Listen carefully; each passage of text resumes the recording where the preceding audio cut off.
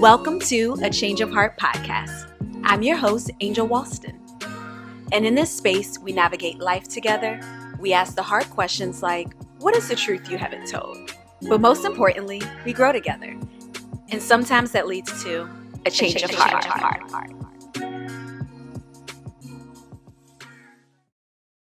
Hey everyone, and welcome back to A Change of Heart podcast. I am your host, Angel Walston, and today I am joined by one of my BFFs, Gopi. Say hello to the people, Gopi. Hey people. And today we are going to be covering the topic of rebuilding broken friendships. But before we get into today's topic, as you all know, we play a little game so that you can get to know my guests better. And we're going to start off with the question of the day, and then we're going to jump into a best friend tag to see if Gopi is really my friend, to see how well you no pressure. So the question of the day is, what game show or reality TV show would you sign up for? I really like game shows, so I have multiple answers for this question. My grandma used to think I would be really good at The Price is Right because I could jump. Because you have to jump to be in the audience and get excited. Oh, I was going to say that's only qualification. Yeah, that was her qualification. But I really enjoy Jeopardy and Wheel of Fortune. I think I would be the best at Family Feud, though. Okay. The reality TV show I always wanted to be a part of was The Real World. I wouldn't do it now. I would not do reality TV now. But growing up, I wanted to be on The Real World. But I would also go on either Family Feud or Supermarket Sweep. Do you want to be my family on Family Feud? I can be a member. I can be an honorary family member. All right. So before we jump to the best friend tag, you all know what to do for the question of the day. Leave your answers in the comment section if you're watching this on my YouTube channel, or you can answer it in my stories on Instagram at Angel C. Walston. All right. Gopi. Are you ready to prove if you're really my friend? Well, you have to answer these for me too, right? So it's like yes. Proving to each other. Yes. All right. So the first question, what are three things I would have on a deserted island? Your laptop? What am I charging with? I don't know. This island is Wi-Fi friendly. You said three things that you would have. I didn't necessarily say they were going to be useful. Okay. That's fair. That's a fair question. Okay. So I think you would have your laptop because there would be Wi-Fi on this deserted island. I think you would have snacks. Food is important. And maybe your silk pillowcase. I feel like if I'm on a deserted island, my hair's going to be the least of my worries. I mean, if you can have one luxury, that would be a good one. I like my answer. Okay. That's fair. I would say chapstick. I hate for my lips to be chapped. Water, because I wouldn't want to have to drink, like, the ocean water. And I need some form of music. That's a good one. So I guess if I bring my laptop and I can find somewhere to charge it, then I would bring my laptop so I can listen to music. I would say three things you would have on a deserted island. I feel like you would have hiking boots so that you can like get around, you walk around. I feel like you would have a hair tie because I know you don't like your hair down all the time. And I feel like you'd have a book. What book, I don't know. But you bring some kind of book to like keep yourself preoccupied. So I would have all of those things but starve. Great. Well, you find something on the island to eat. I'm a I feel forager. like that's already there. I like those choices. If I would like to bring more than three things, I'd bring a friend, whether for entertainment. So someone else can suffer with you. Yeah, or if it comes down to it and we need to battle it out, I'm winning that battle. What kind of battle? You never know. Like, are you going to kill off your friend? So maybe someone I'm not invested in. Oh my goodness. Maybe don't put that one in. But you think you know a person. Music is a good one, though. I like that answer. Yeah, I need something to like lift my spirits to listen until I'm found. Yeah, that's a good one. But I also might voluntarily be on a deserted island, to be fair. So there's that. If there's a resort with it? Yeah. What is my favorite kind of sandwich? I'm not going to get this. I immediately want to go to like fish tacos because I know you like fish tacos, but you said you also like a sandwich. I don't know. I'm going to go with either chicken or tuna salad. Okay, it's turkey. But okay. Or it depends on how you define sandwich. It would either be turkey or like a steak and cheese, which can be a sandwich or sub. I have never seen you eat a steak and cheese. I eat steak and cheese well, not the cheese part, but I eat steak subs all the time. I would say your favorite kind of sandwich is, I want to say ham, but I don't think it's ham because I feel like you don't eat a lot of pork. I'm going to go with turkey. Negative. Even with my sandwiches, I'm like a warm foodie, so give me like a grilled chicken sandwich or a meatball sub. I want a warm food. Does my car have a name? And if so, what is it? Noni Jean from Beyond the Lights. That is correct. I think your car's name is Kai. It is. Okay. If I could travel anywhere in the world, where would I go? I think there's multiple answers to these questions. I feel like it has to be somewhere warm. Yeah. With a beach of some sort. So I'm going to say warm in the beach, so that could mean any beach. It could be a Greece beach, it could be a Caribbean beach, it could be in South America, but warm in a beach. I'm making it vague. Okay. That's fair. I really want to go to Santorini, Greece. I was not far off. Thank you very much. You want to go somewhere in Spain? I do want to go to Spain. But, like, it's kind of a trick question for me because I'll go anywhere. What is one of my pet peeves? I have a lot. I know, same here. I think people. It's very vague. I think, okay, let me rephrase this because I feel like ours are somewhat similar in some regards. Like people who are unnecessarily rude or like don't take accountability for their actions. Like, I don't know. I feel like that kind of in that realm of things. Also like bad drivers. That's people, not cars. So there you go. Those things for me are like annoying. I wouldn't consider those my pet peeves. My pet peeves are when people call me Angie. Oh, like, yeah. I hate that. Yeah. Like, don't give me a nickname. You didn't like any of my nicknames for you in college?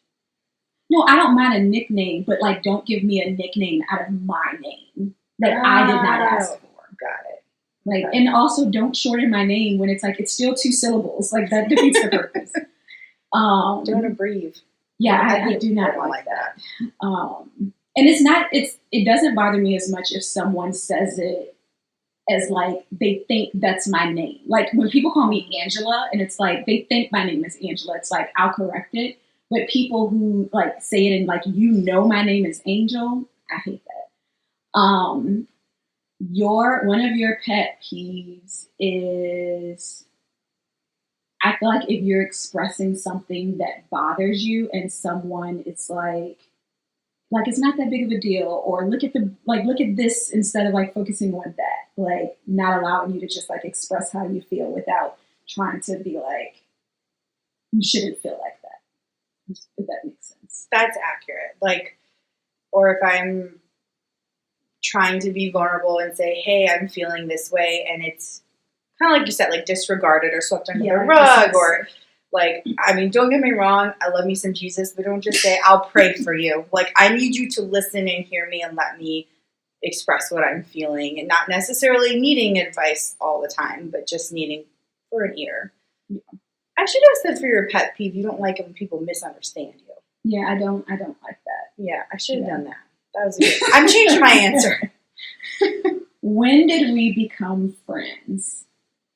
I feel like this is also a trick question because, so I'm trying to, gosh, this is forever ago. So our third friend, Mariah, who you've chatted about on here, we lived in the same dorm our freshman year at JMU, and she went to Bridgewater Church one Sunday, and then I went with her the next Sunday, and so that's where we met. is at church, but I feel like we didn't really become friends until you took us to Bridgewater for that fair. And like, remember we rode with you to that whatever fair and then got really silly with T.I. on the radio. I don't know. I feel like that's not when we really... Well, I honestly don't know when we became friends. I know we met at church.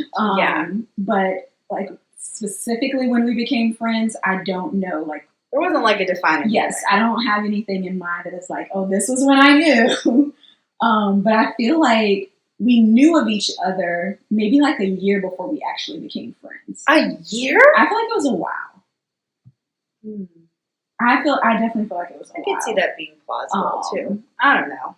But yeah, I don't have like a specific memory that it's like, I'm going to be friends with those girls. Maybe that car ride you were like, these women are crazy. I don't know. Well, that leads us into our next question. What was your first impression of me? Well, I feel like back then, I mean, I don't know, and we'll talk, I feel like we'll talk about this later. It's hard to like get to know people sometimes. Specifically me. No, I was not trying to call you out there, but yes, it was really hard to get to know you. But I feel like, again, my realm in our circle of people at the time were people from church. So it was like Bible study in church on Sunday, and I knew you had pipes because you were singing in church, and I knew like overall just really quiet at first and kind of like, okay. But I feel like that's not uncommon for first impressions for you. Do you think I'm quiet now? Oh, no. I would say, so also let me preface it with this. Gopi and Mariah met me prior to like anything that I'm doing now. So like I was at church, but I was not saved for real at that point. So they met me like in my wilder days. Although they did not necessarily realize, I think, at the time of meeting me. I think we were all in each other's wilder days at that point. But my wilder days were like wilder. So I think that I looked at, because I met them together, both Gopi and Mariah, I feel like I looked at you all as being like the goody two-shoe girls. Because like y'all knew all the answers in Bible study. You say that, but I really didn't. But like y'all did, for the most part, the things that like we were asked about, like you all had the answers for. I definitely did not. And the fact that we went to the same school but never ran into each other also spoke volumes. We met at church but never met like actually on campus. And JMU isn't big, or at least it wasn't big at that point. To the extent that we would not run into each other, because I feel like minorities at JMU. Yeah, but if you in that same breath though, if you think of JMU and like what we all majored in, we majored in very different things. So it wasn't like I was gonna like run around and be on the same part of campus with you either. But they were also into like more. What is the word? They weren't like partying and like drinking and doing things like that. So our paths were not crossing for a lot of reasons. So I think I just had like this view that you all were like the good girls, and not that I was like this rebel, but in comparison to an extent, I feel like I was the wild crazy one, even though I was not that like wild and crazy per se. So that was my first impression, which again isn't, I feel like, too far off from where we are now. That's not what I was gonna say. I was gonna say like from like high school yearbook, like people would be like, oh, like they'd write, Gopi, you're so sweet, you're so kind, like you, like I don't know. They would say the same things about me. Like, little did you know. What is your favorite memory of us? There are so many. Actually, I was thinking a lot about this question. I really enjoyed. There's so many. There's so many. There's so many of them. I actually really loved all of Mariah's bridal events, especially her wedding weekend. I feel like at her wedding, at the reception specifically, like we were on the dance floor. It was so fun. With the DJ. Running away from the creepy DJ. Like it was just, it felt good. It felt like it was like, yeah, there were other guests there, but kind of our little group of friends like really took over the dance floor and just, it was a fun time. Yeah. I definitely would agree with that. I also feel like when we were at Bridgewater College, I don't remember. Well, I don't know why we were there, because I know we went to see Steven, but I don't feel like we were invited. I don't know. I just remember us being on his campus. Were we yelling, "What would you do" at people? Yes, and we were like writing on people's, like how they had their little, what do you call it? Like the little... They're like name tag or door tag. We were writing on people's doors and stuff. Like we were like really misbehaving. And I don't know if we were invited, because he wasn't there, and he didn't come for a while. I thought he had like practice or something. I don't know, but anyways, y'all, we went. Steven was one of our like mutual friends from church, and for whatever reason, we went to his dorm. Well, Mariah had to do. She was doing something. I don't know, but Mariah wasn't there. No, but we called her, and we were just like going through not his dorm, but like his dorm. No, it was definitely his dorm, and like not pranking people. I don't know, like what we. It was very funny. It's one of those things like you had to be there for. So that's one of my favorite memories. But as I was thinking, I was like, I don't know why we were there, and I don't know if we were invited. I feel like we were trying to be Medea and be like, "How you doing?" Yeah, like, at people, and like we were like yelling things and hiding. It was really good. Yes, that's your favorite memory. That's one of my favorite. It was very funny. Like I have a very like vivid memory of that. And then I do remember when he came, he had his little lady friend. Oh yeah, that was weird. And then it got awkward. Yeah, and then we left. But yes, I don't know why we were there or if we were invited. It was very funny. Like crashed the party. Yeah. Like what happened? Yeah, so that's one of my favorite memories. But yes, all the wedding festivities and stuff. And then also when we went to North Carolina the last time, just kind of like that was like our first girls trip. I know. It's supposed to be annual, so we shall see. But that was good as well, just to like get together as adults. All right, last question. Describe our friendship in 3 words. I'm going to say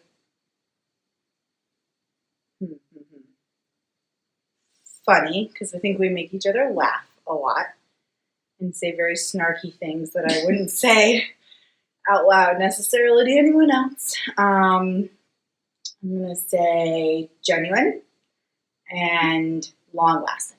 That's sweet of you. Funny was going to be one of mine as well. I would say easygoing. And then last one. Wait, you're going to take mine? Did you say easy? No, I said funny. You got to pick a different one. That was mine that I had in mind. I think you need to pick a different word. Oh, that is a synonym of funny. So hilarious, easygoing, and growing, because I feel like we've grown through like different stages together over the last decade plus. All right, so today we're going to be talking about rebuilding broken friendships, and this was actually a topic that was suggested by someone when I did the survey for after season 1. And as I was thinking about, this is sad for me to say, but as I was thinking about like who can I get to talk about this? It's like I have lots of options, because I've shared before that I have struggled with my relationships with women specifically. I've had a lot of failed relationships, but the difference between my relationship with Gopi and even a very few other relationships is that in the midst of us having like a breakdown in our relationship, we were able to like move past it and continue a relationship. Whereas in other cases, it's been like it just ended. And so I thought that this would be a good conversation to have, because I think a lot of times for women specifically, like we have our conflicts, we have our issues. I think that women can be labeled as like petty and like we can't have relationships. And so I thought that it would be good to have the conversation about being able to move forward through when you have different breakdowns in communication, breakdowns in your relationship, to show that they can be repaired and it doesn't always end in different issues, disagreements don't always end in like the relationship is done with and over. So before we jump into that, I wanted to talk about, how do you think we became friends? Because I feel like we may have 2 different perspectives. I don't really know, because I feel like some friendships are, and let me explain myself after I say this. kind of conform for a matter of convenience. So like people who you go to school with, people that you work with, people that you go to church with, like that's what you do when we like in our daily lives and seeking community. So I feel like a lot of my friends, even Mariah, I like walked into her room and was like, basically like, let's be friends, you're stuck with me now. So, I mean, that's probably not a far cry from what happened. But we went to church together and church events together. So I think you get to know the people around you when you're spending time together, even though it's not necessarily like intentional one-on-one time, and then it maybe grows into like one-on-one time or more like smaller activities or something outside of maybe that initial like networking or however you met. So if you were thinking it's been really a year, it was like a year, I don't necessarily think that's inaccurate either. Like, again, we were circling each other through church, so. Yeah. Well, I know for myself, it definitely takes me a while to not necessarily get close to people, but to get to a point where I consider us to be in a friendship. I feel like sometimes people think they're friends with me, but I don't necessarily look at it in that sense. And in thinking about our relationship, so Mariah and Gopi came like to our church, our former church, New Life, like they were already friends. So it wasn't like they didn't know each other and we all met at church. Like they knew each other and then I met them together. And I feel like I want to say it was 2008 when you all came to New Life. Yeah. So the reason why I'm basing it being a year or so, because I wasn't like, I would say good and saved to like halfway through 2009. Oh, I don't even know if that's fair. No, it was like maybe 2010, early 2010. And I feel like once we became friends, like the relationship I was in and everything, all of that was done with. Like you all did not know about those shenanigans until that relationship was done and over with. And that like ended at the end of 2009. So I feel like it was at least a year before we like actually developed a friendship. But I will say, for me, when I think about like us starting to build a friendship was when we went to like the volunteer fair or whatever for Bridgewater College, and T.I.'s Whatever You Like was playing, and Mariah's over here rapping Patron on Ice. And I think that, this sounds terrible, but I think that changed like my view of the two of you, because I just looked at you as like being goody two-shoe, like church girls, and then it's like Mariah's over here rapping Patron on Ice, and like you were like singing along to some of the songs, so I'm like, maybe they're heathens too. And that like I think that helped me to kind of not view you all just like in a church sense. Not to say that they were like bad Christians, because they were not by any means. But it kind of, I think that made me feel like, oh, like y'all are more approachable than like initially I had in my head. Mm-hmm. So I think that opened me up more so to like even allow a friendship to develop. And I also feel like this in all of the friendships that I have. I feel like my friends adopted me, like in the sense of I've never initiated a friendship with anybody. Like everyone I've been friends with, I feel like you all just keep coming around. Like you get stuck with us. What could I say? You just keep reaching out, and it's like, oh, I somehow became friends with you all. So I feel like you all definitely like invited me to things. Sure. Like you invited me to your apartment, things that you all were doing together. Like you invited me to things. And eventually I feel like the three of us like built a bond where we became like really good friends. I think that's really interesting because one, when we started going to New Life, Mariah and I were friends, but like we weren't definitely like best friends. No, and I don't even really like the term best friends. But we'll talk about that later. I don't really anyway. But like we knew each other from, living on the same floor. We were both like not into partying and drinking, so we had to. But there was no one else on our floor that didn't want to do that. So we were trying to find things. And Jamie, I'll give Jamie a lot of credit. There's a lot of things on campus that has nothing to do with those things, and you can still have a very fun and social, active life. Not even like religious group wise. Like there was just so much to do. I think that's really interesting too, because like my personal history with the church, I grew up in the church, but then like walked away for a while from some things that happened in our youth group. And I knew I always wanted to go back to church, but didn't really know how to do that. So the perspective that you have of having like, oh, you guys are goody two-shoes and have all of these answers, that was not my life. That was not what I was walking through at all. So I think that's really interesting. But like, of course, you didn't know that until later down the line. So, and I don't want to give off the impression that I'm saying like, I thought Mariah and Gopi were goody two-shoes, and then I got to know them and they weren't. Like, they were a little more rebellious than you thought. Come across like, I mean, they're like normal people. Like, I don't want to come across like, oh, I came to know them and they were rebels. Like, they were these wild girls like I needed them to be. Like, it wasn't like they were normal people. I think that's a better way for me to say it. So in thinking about this whole idea of rebuilding broken friendships. So just kind of giving some context to our relationship, I would say, so this is my poor memory of a timeline. From maybe like end of 2009 through, when did I graduate college? 2010. Oh my gosh. That's 11 years ago. That's like really... Wow. Anywho, so I feel like once we became friends, although I can't necessarily put a timeline on that, I feel like the three of us specifically were like inseparable. So it was like we were always together, we were always doing things. And I feel like a part of our breakdown in the friendship was, and this is my perspective, I'll definitely allow you to give yours as well, is I feel like it's hard to have a group of friends when there's an odd number. In the sense that, so like obviously with Mariah, Gopi, and I, it's three of us.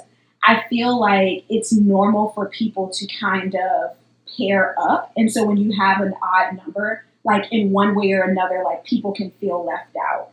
And so I feel like specifically with you and I, there were times where, and I'll speak for myself, where I kind of viewed it as like you and Mariah had your relationship prior to me. So it was kind of like I was coming into your friendship. And so there were times where I think that I kind of felt like, well, like you two have your friendship. And although it's like three of us, it's still like you two had your friendship and then like I'm being added to it. But then I think there's also like different times where the pairs kind of swapped, if that makes sense.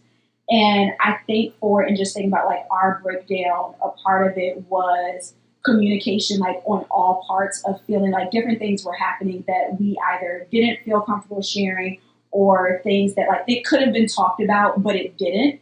And so it's like something that we talked about when we were working on this is like, there was never like this argument. There was never like this huge falling out. There was never like this point of like, we're not friends anymore. But it definitely was like a dynamic shift. And in that dynamic shifting, it was like Mariah and I were still close, but like you and I weren't as close. And so it was almost like I think one of the things we talked about was, I think you said like you didn't necessarily feel like we weren't friends anymore. And I think I viewed it as we weren't because like our dynamic had changed in the sense of like our communication was like barely there. And we were also in a place where it's like how we used to hang out and do things together, like that wasn't happening anymore. And so it's like all of these things, like these little things that had happened that like neither one of us addressed. So it's like the friendship just kind of that's a good way to put it. It just kind of like fizzled out. It's kind of like a soda that's gone flat. And it's like it doesn't have like when you pop it, it's a shh. It's like you don't have the shh anymore. So that was my perspective of it. What was your perspective? I think very similarly. I mean, I very much recall times where, so part of, I think, the pairing off for me was like personality and kind of interest-wise. It always felt like you and Mariah had more in common, just with like being really interested in fashion and makeup and I'm definitely like let's go exercise. I mean, do you remember that kickboxing class that you guys suffered through? That you sat down like 30 minutes in. You guys looked at me and you were like, I was like, that was like the warm-up. So like very much just different interests in that way of like, I was very much a tomboy and like interested in exercise and liked to be active and was still, I mean, even still to this day, like parts of like makeup and clothes. I'm like, I don't know what to do with this. Like, that was just not what I was into. And I could see that connection between you and Mariah and was kind of like, okay. And I think in my head was like, well, that's what they can connect with. But I know that with Mariah and I think the difference that you felt and what I felt too is I was able to connect with her of like movies and books. So we had other interests where between the two of us, we could still like build and talk and have this friendship. And I don't know if you and I really found anything until now, like, you know, that we like connected on other than kind of church and other interests outside of, again, kind of what you guys had, like really were into at the time. But to be fair, in that time of transition to, Angel had graduated JMU, and so we were a year younger than her, so we were seniors. So you were off to a job.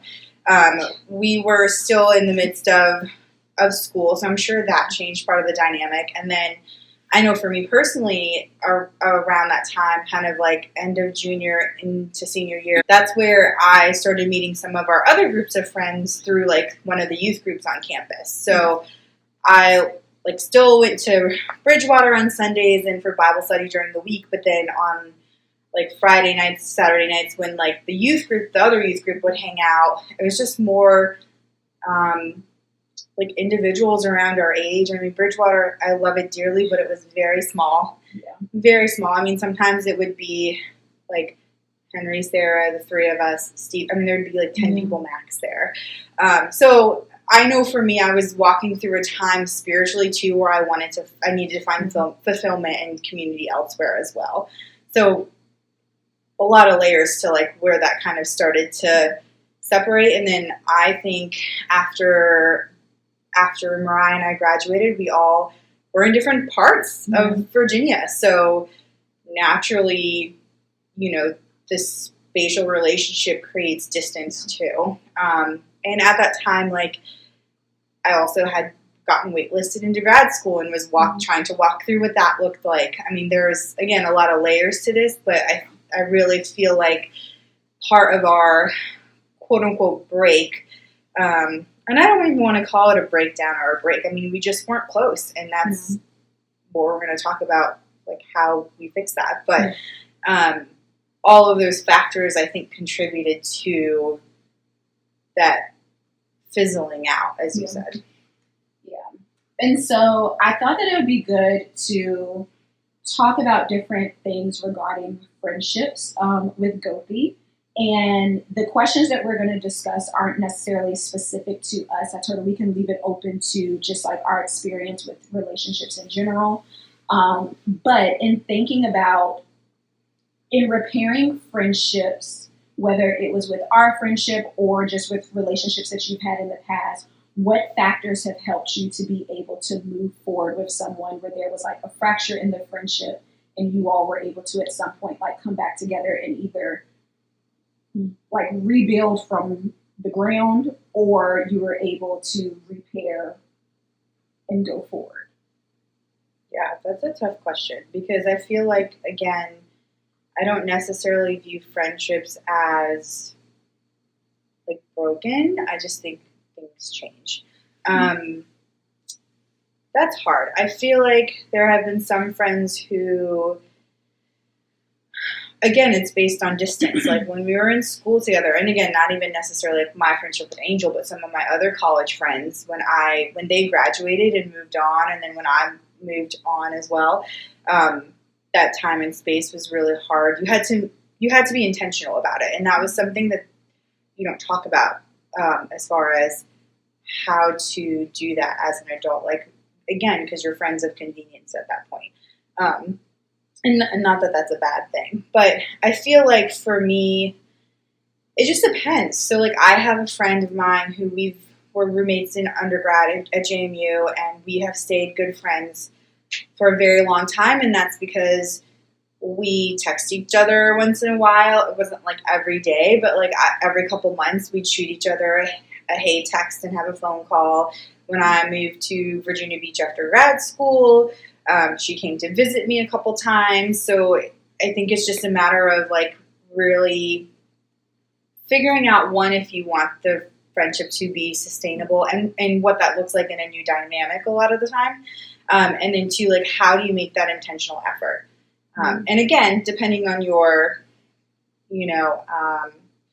like situation, for lack of a better word. So like if you're also single, you'll probably have a little bit more free time and are able to make the trip or make the call or whatever, versus like some of my friends, a majority of my friends are like married with kids, and it's much harder, I think, to retain those friendships than it is my friends who are single or maybe are married but have like kept the friendship alive. So this particular friend of mine who she visited me while I was in Virginia Beach, throughout her, like she's married and has a kiddo now, but throughout her like dating, engagement, and marriage, and even now with a kid, she has always made time to set aside for like one-on-one time with me, and also not made me feel like our conversation was solely on her and her life. So I would say not just making time to be intentional, but also like truly investing and asking like how the other person is doing, because you can have what I would call superficial friendships where it's very one-sided and it feels like the whole conversation is like, this is me and my world. And again, a lot of my friends are moms. I'm like, this is me and my world being married with a mom and a kid. And I'm like, that's great, but you have yet to reciprocate, like, how am I doing? And I think that's been one of the struggles in the last couple of years with kind of losing the ease of my single friends. But I know that was kind of a tangent. But no, that definitely makes sense. And I think for me, what has helped me to move forward, so I think where we view things differently is I do view like certain things as like this friendship has ended. Yeah, I mean, that's okay. As a break. And what has been things that have helped me to move forward in those instances was when I thought about, regardless of what the situation was that led to us to having a break in the friendship, whatever it might be, like, what do I know about that person? Like, what do I know about their heart? Because there are things that people have done that it's like, that's just like mean, or that's just something that is like a character flaw that I'm not willing to allow in my space in regards to a relationship.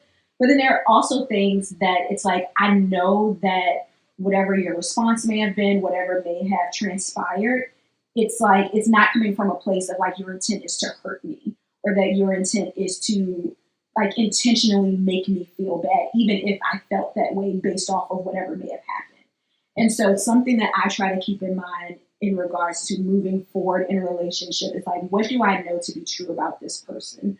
And something I've thought about with relationships that I've had that I felt like had ended was when I think about like when I get married, or if I have a child. Heavy on the if. If I have some type of like milestone in my life, like how would I feel if that person was not a part of it? Sure. Like, would I be like, oh man, I really wish like so and so was here. And when I think about the reason why they wouldn't be here, like, would that really be worth it? Like, would I really be okay that this person wasn't invited, or this person doesn't know about this because we had this falling out about something that in hindsight really is repairable? And that's another thing I think about is like, is it something that is repairable? Like, whatever the conflict was, whatever the issue was, like, is this something that we can grow from, or that we can move on from? Or is this something that is like, you've served your purpose in my life, I've served my purpose in your life, be easy. Like, let's go forward in our separate ways. Because I think that is a part of relationships as well, that not all of them will continue. And yeah, that kind of is what it is. And going along those lines, some relationships are easier to repair than others. But for those that don't result in reconciliation, what has helped you to move on from those friendships? That's hard. I think I've never really had a friendship end in the sense of, again, like a big argument or a blowout. A lot of it has been, in my experience, that time and space aspect. So like I think of this certain person from that I've known since like preschool, and like I don't know if I would really call her a friend anymore, but like we grew up together, and I would say our friendship is not really a friendship. It's just kind of like, hey, how you doing? You know, through social media or whatever. It's something that I struggled with actually for a long time, even like throughout undergrad. Of like, this has changed. But to help accept that, I think you have to realize people change, and I change, and what I want in my circle of influence may be different, and what they want and their like people are also maybe different, and that's okay. And I think part of it is acknowledging that and kind of letting go of like, I think, and this is, I'm going to circle back to what I said earlier about I don't like the term best friends. I like it and I don't like it. I remember like yearning to want to call like one or two people in that like sacred space, right? But I feel like, media and the movies and things don't do us justice in that area, because I think as an adult, you don't realize until you've been through it, like how much that has changed. So I don't really like to label anybody as a best friend. If I call you a friend, that is something though, because otherwise you're a coworker, you're this girl from the street, or this girl down the street, not from the street, sorry, girl down the street, my neighbor, whatever. She belongs to the street. Down the street. Didn't mean that. Sorry. But I feel like you have to, again, recognize people change, and you yourself has changed, and it's okay. That was really hard for me, coming to the moment of like, it's okay that we are not the same people that we were, and to let go of that. Like, it is okay. Yeah. I definitely agree with that. And I love what you said in regards to being okay with the fact that people change. Because I feel like there's so many different layers to who we are as just people, and different things that we experience, different life events, transitions, all of that impact how we evolve. And there are people that you may have been friends with from high school that where you are now, or where both of you are now, it doesn't necessarily line up with where you were when you were in high school, because different things have evolved and changed for you. And so I do think that it's important to acknowledge that familiarity, and also like the length of time that you've been friends with someone, is not like the basis to stay in a friendship. Right, exactly. And I think that sometimes we can do a disservice to the relationships in our lives, because it's like we're keeping them around not because there's a purpose that's attached to it anymore. It's more so of, well, I've always been friends with this person. And it's like, okay, but just because like you've always done something, that doesn't necessarily mean that it's beneficial to either party to continue doing it. And so when I think about like friendships that ended and it wasn't reconciliation, I would say as an adult, like I'm not having arguments with people. I don't have the energy, like I don't have the time. I don't have it in me. So I'm not having like these fallout, yelling, fussing arguments. Yeah, like I'm not doing that at this age. But when I think back to relationships in the past that have ended, I think you get to a point where you accept the fact that like any relationship you're in, it's work. But then there's also the question of like, well, how hard should this work be? Yeah. And I had a friendship actually, I'd say maybe like 2 years ago at this point, that ended.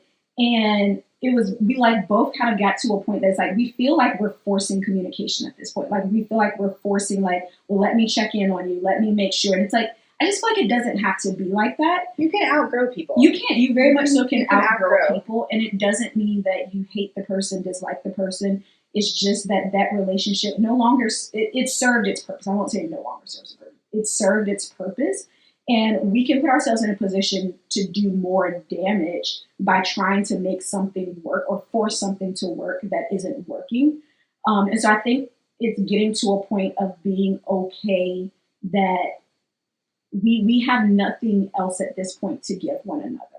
And it's like, it's no hard feelings. I wish you well, but like, we don't have anything else to give each other. And sometimes it's better to end something versus trying to force something that's not working. But I also want to like encourage people to like, that doesn't mean that something can't be rekindled later. Like right now, I ended up moving back to like the DC area right before COVID happened for a job, and I grew up in the area and never thought I would be there as an adult. I thought I would be somewhere else. So long story short, a lot of the girls that I went to like elementary school with and middle school with are also in that area. So I've been able to kind of reconnect with some of those old friends, on a very different level, because again, we've now spent X number of years apart and are different people and are grown adults. But it also, just because something ends or fizzles or you need to part ways at the capacity that you thought you should keep each other, doesn't mean it can't rekindle and change into something different later too. And I also just want to add that in a relationship ending, I think that we've been programmed almost to feel like they always have to be like this big argument or this big blow up. It has to be like this huge thing, and it doesn't. Not everything, like conflict is not a bad thing. Right. And having those conversations, it doesn't, just because you end a friendship, it doesn't mean that it has to end in like a negative way. It doesn't mean that it has to be like this huge, big blow up where it's like you're sending subliminals on social media and stuff. Like, no one cares about that. Like when you get old, I wouldn't say it's not cancel culture and all the time.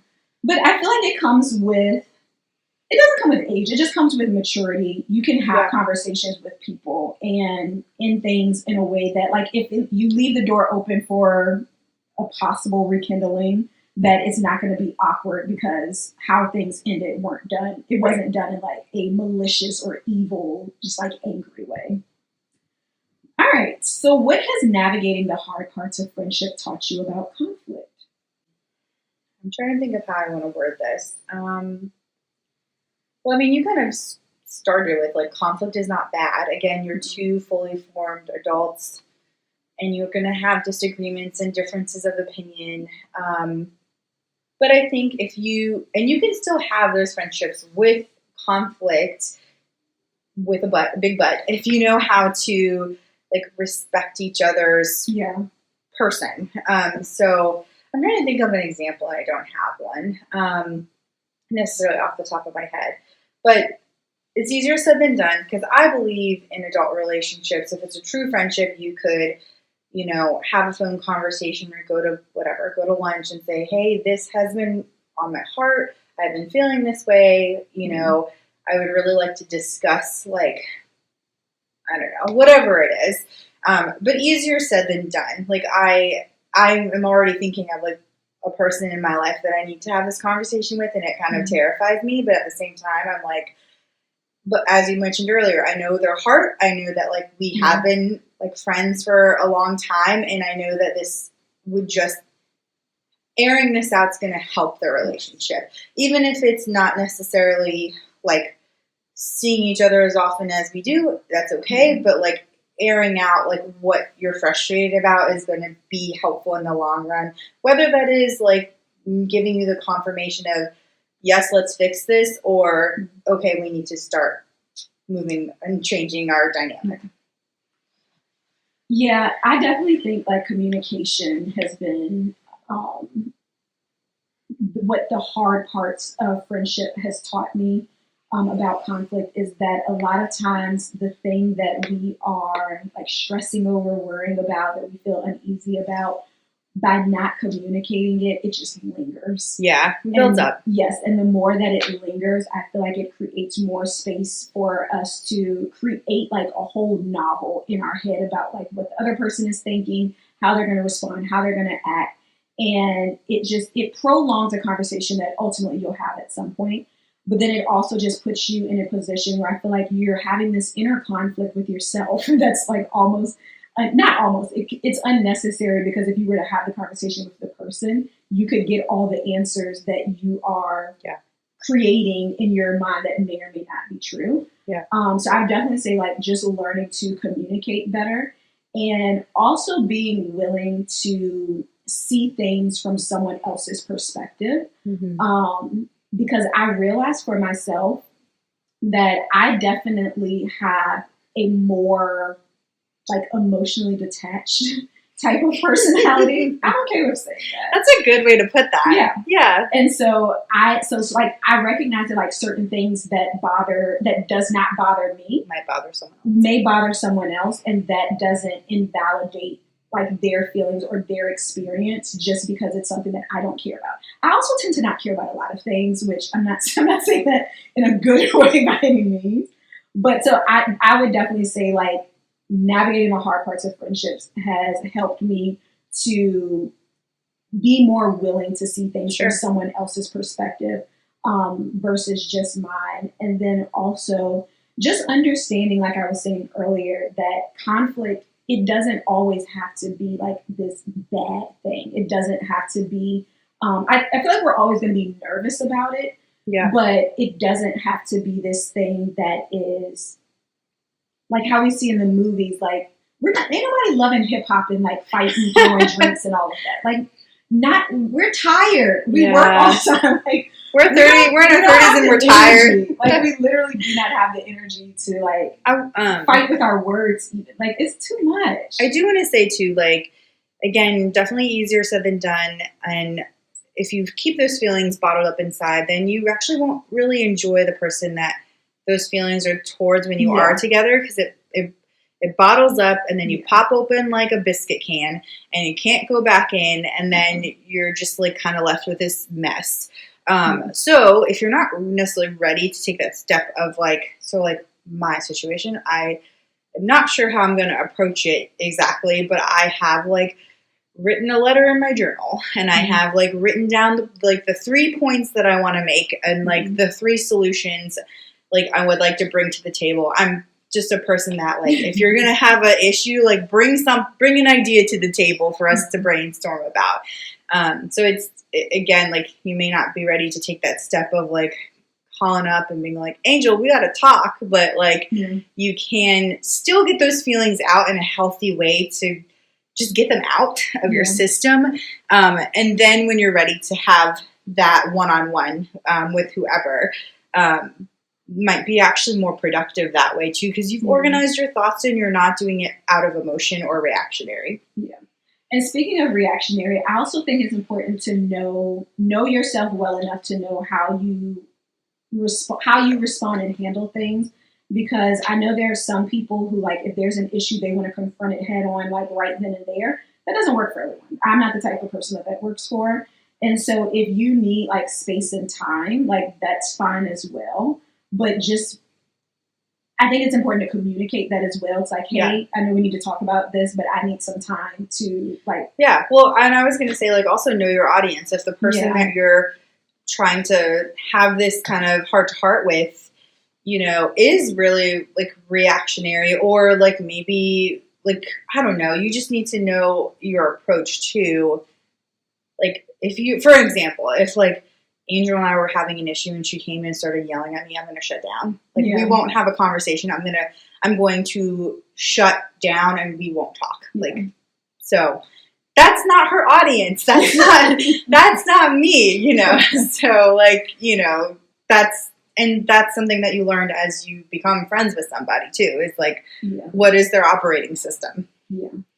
Well, going along that lines, what has broken fractured friendships taught you about yourself?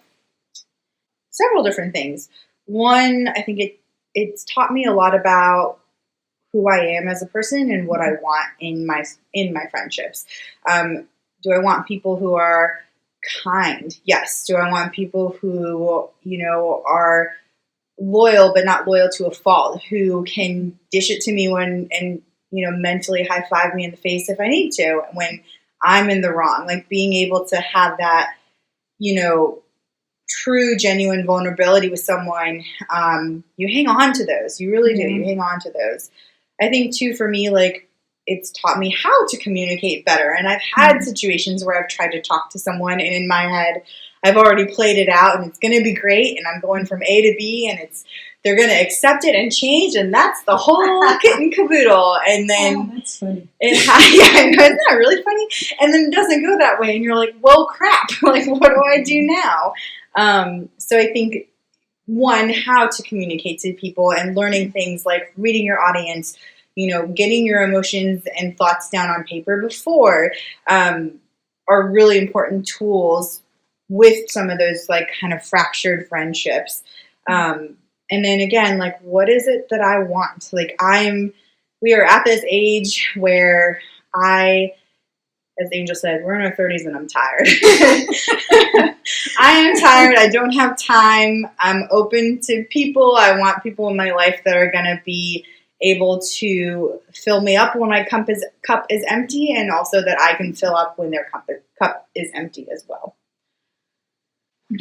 I feel like a lot of times when we have any type of conflict or any issue in relationships, it can be very easy to look at like other people and say like, this is what I don't want in a friendship.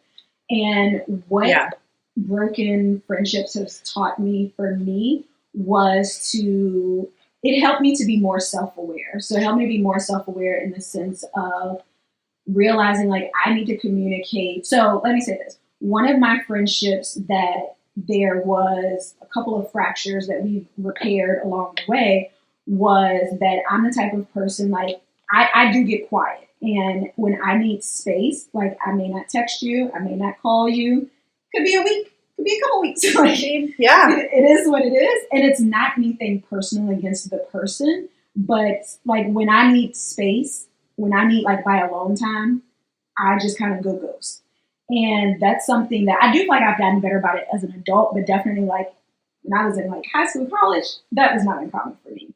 And so something that it taught me was like the importance of not sending a text message per se saying like, hey, I need some space right now. I'm not going to call you or text you. Like, don't worry about me. But I realized that I do have to be better about just like communicating, like it's nothing personal, or just kind of letting people know to an extent, like what's going on with me. Because, and I'll also say this, it's helped me to learn the difference in my relationship. So like the three people who I consider like my close friends, they're literally like, all of you are like night and day. Like none of you are the same. So like with Dopey, like I don't have to let her know like, hey, I need space. Like we don't talk all the time. We still have a good relationship. One of my other friends, I need to let her know because I know that she may take that in the wrong way. I've also learned that it's like friendship is not a one size fit all. Yeah. And so I have to be mindful of how I show up for my friendships in different ways because they don't all require the same thing of me. They don't all require the same showing up of me. And so I have to treat the friendships not differently per se, but understand that each of them needs something different from me. I would also say that friendships have taught me just about different areas that I needed therapy in, for sure. Team therapy. Things that I needed to work on, because I am someone who's like very independent and very like solo-minded in the sense of I do tend to deal with like a lot of things myself. And so it has helped me to just work towards being more open and vulnerable with people about different things that I'm experiencing or that I'm going through. And also just being mindful that people are not mind readers. For the most part, people can tell like something's going on, but that I can tell them like, hey, something's going on. I don't want to talk about it right now and we can revisit it later, versus just kind of like not sharing, not saying anything, or even just portraying that like everything's fine. So I don't know, it's really just helped me to just be more self-aware of ways that I can be a better friend. And it's also taught me that I feel like I don't need a lot from my friendships, but that doesn't mean that my friendships don't need a lot from me. And so I have to be mindful that although I don't need certain things from my friendships, that doesn't like give me the pass to show up kind of lazily. Like half-heartedly. Yes. Just because I don't need that. So I try to be mindful And I will also say a friendship that I had that ended not too long ago, what that taught me about myself was, I'm trying to be mindful of how I say this. The friendship ended somewhat in regards to just like being in a space of like being busy, growing, building on the other person's side. And now that I'm in that position, it's kind of forced me to like not allow my busy, growing, building where I'm at now with like starting a business and everything to not put myself in a position where I'm not available to my friends or that I make my friends feel how I felt as a result of that relationship. So it's like forcing me to be more mindful of how I just continue to like engage and show up in my friendships. I wanted to circle back on something too, like, so going back to kind of like what have you learned? Also, you can't compare your relationships with other people. Like my friendship with Angel is very separate and different than my friendship with Mariah, and their relationship is very different. But obviously, like at JMU, that wasn't always the thing that we thought of. But knowing that, I mean, especially with us, because we were really close for a long time, and we, you know, gave ourselves a nickname.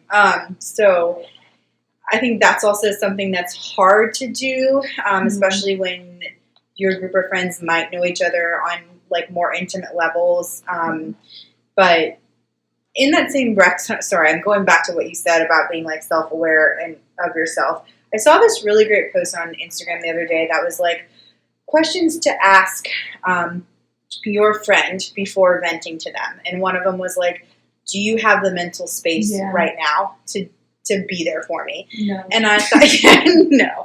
And I thought that was really powerful because again, like, you don't really know what's going on in someone else's life. And even if you are the closest of friends, not everyone reveals every little thing of what they're feeling. And a lot of the times in this busy world, those feelings are just shoved down. So you don't always have time to like really unload.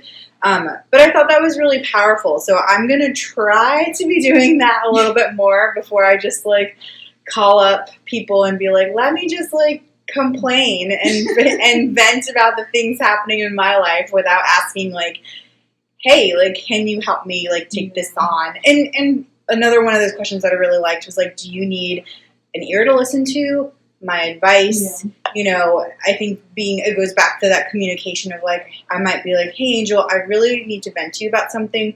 Do you have the space and energy? I don't need your advice. I just want to complain. And that's okay. Yeah, I don't want you to fix it. I just need to like let it out. And that's totally okay. All right. Last question. I thought this is like unrelated yet related to the conversation. I thought it was a good one. No, I think it's a great question. It's like, this is very interesting. Because I think it's very related to the conversation. Yeah. Do you mourn friendships or romantic relationships more when they end? I think that's such a very thought-provoking question. Oh, is it? I guess I didn't read that correctly. So you're asking which one I would mourn more? Yeah. I don't like that question. What did you think the question was? I was thinking like, I guess I missed the more part. I thought it was just, do you mourn the friendship or relationship when it ends? Oh, no. No more? Yeah. Like, which one is harder for you to... I don't know. I'm going to answer the question that I thought it was asking. Okay. I thought the question asked, do you mourn friendships or romantic relationships when they end? And I'm going to say yes, I do mourn both of those things. But in regards to friendship, yeah, I actually feel like all right, so honesty moment. This summer has been really difficult. We've been moving through a lot of grief with like family friends that have passed away. Not from COVID, but just there have been a lot of people this summer that has passed away in our life, in my family's life. And then also like we talk about dynamic change with friendships. Again, a lot of my friends are married with kids, and that comes with a really big shift in my personal feeling of like, where do I now fit in your life?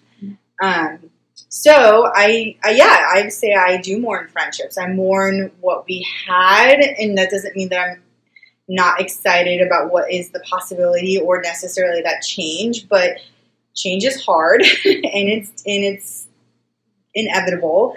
What's that saying? Like, the only thing that's certain is change, something like that. So I am currently moving through kind of a grieving period of a dynamic friendship that has changed a lot. And it's, again, like a situation that I know I need to bring up. I'm just not ready to do it now. Yeah. I would say... Don't answer the real question. I'm going to answer the real question. Because that's what I had in mind. I would say I mourn romantic relationships more. Not that I don't mourn friendships ending, but I feel like when you think of like a romantic relationship, there's like an additional level of intimacy. Yeah. And so I think that's why I feel like I mourn those more. Then I also feel like I view it as, I don't know, it's like a different kind of love. Like, I love my friends, but like thinking about like being in love with someone, yeah, I feel like losing that is, I don't know. That would be really hard. Yeah, it's like I mourn them both, but I feel like for me, a romantic relationship is something that, and I think too, it's easier for me to say that now because like all of my close core friendships, I'm still friends with you all. Right. So it's like I haven't had to technically like mourn our relationship ending for real because we're still friends. Whereas all of my relationships, we're still single. So.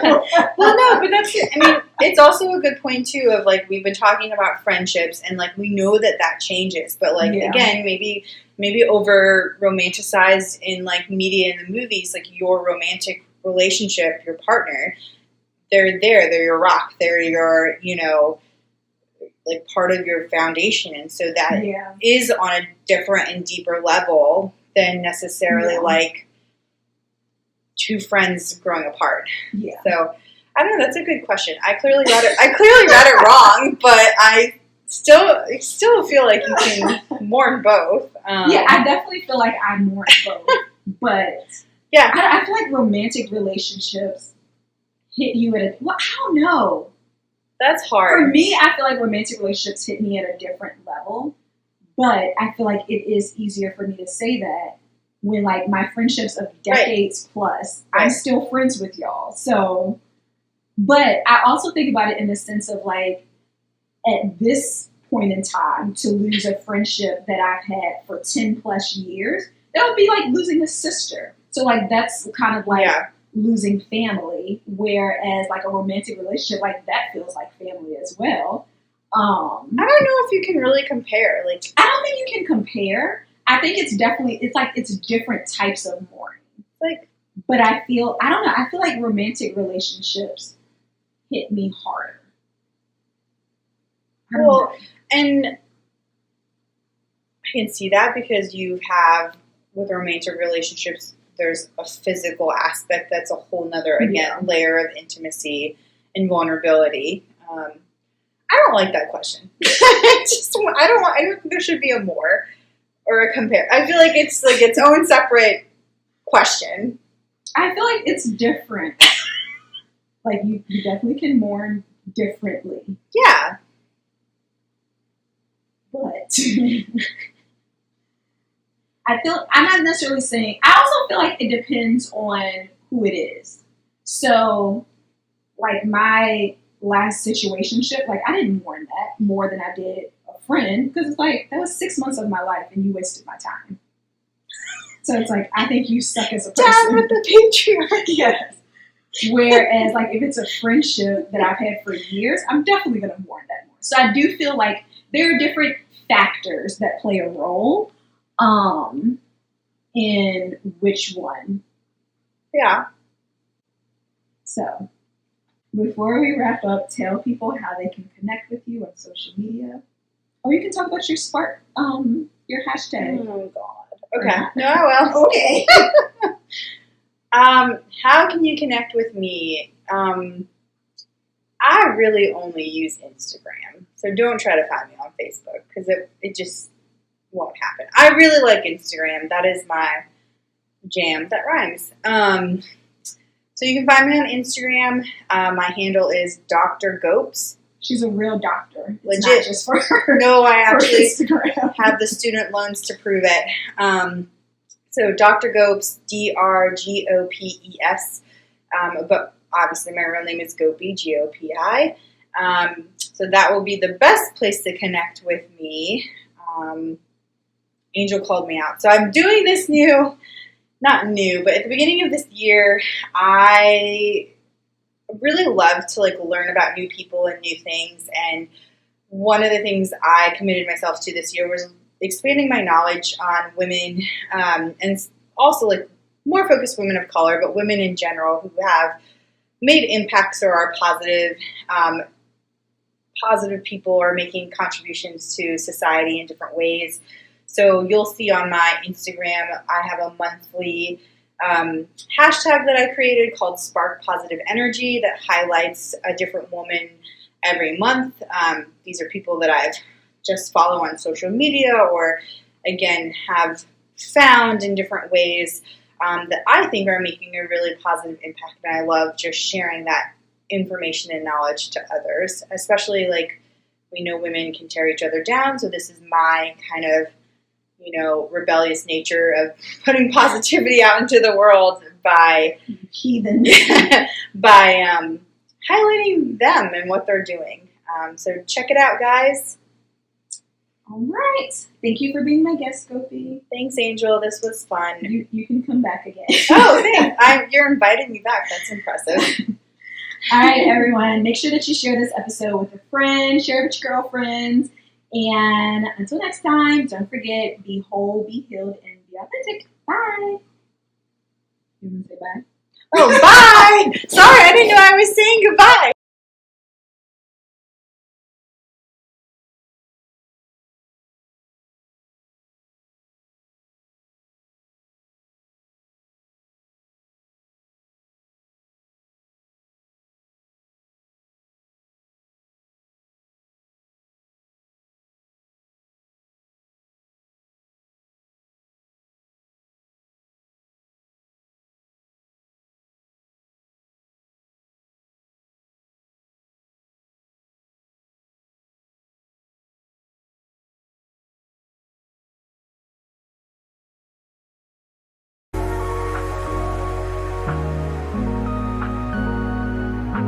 Thank you so much for tuning into A Change of Heart podcast.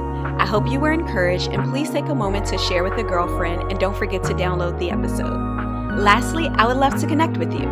You can follow me on Instagram at Angel C. Walston and at A Change of Heart podcast. Have an amazing week, and don't forget, be whole, be healed, and be authentic.